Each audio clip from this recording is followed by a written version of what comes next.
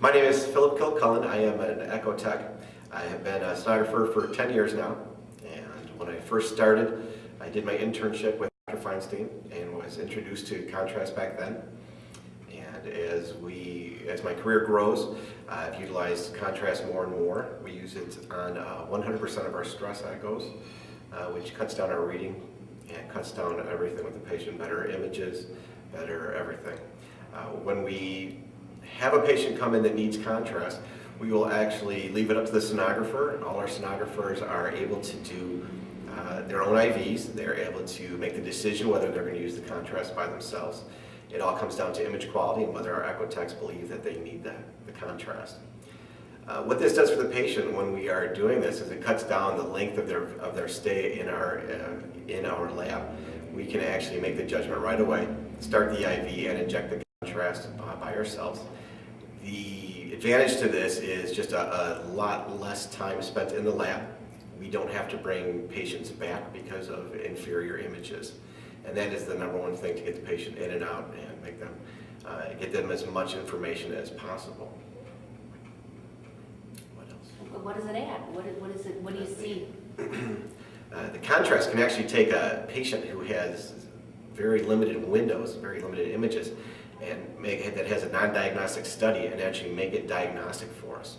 We can get a ton of information such as ejection fraction, wall motion, things like that, size of the heart, better dimensions, that will keep the patient from going and incurring other costs such as going to cardiac MR or cardiac CT, things like that.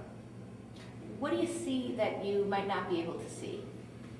The biggest thing that we see is left ventricular opacification. We're able to see if the heart is actually moving. There are plenty of patients where we look and by standard 2D imaging it looks like the ejection fraction is either 80 or 20. And when we give contrast it makes a good heart better and a bad heart worse. So what we're thinking is 20 might be 60 or 70. And what we're thinking is 80 could be as low as 10. When you do not see the images as clearly as you need to, you cannot make those decisions. And the contrast opacifies the left ventricle and enhances these images and gives us a definite diagnosis of what's happening with the patient.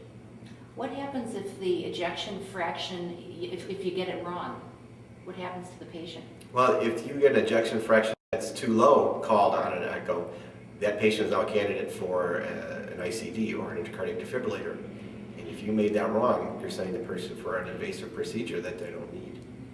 If you call a patient the 60% ejection fraction, it turns out they're 20, they need an ICD and they're not going to get one because it's going to significantly change the medical care of the patient when you have a correct ejection fraction.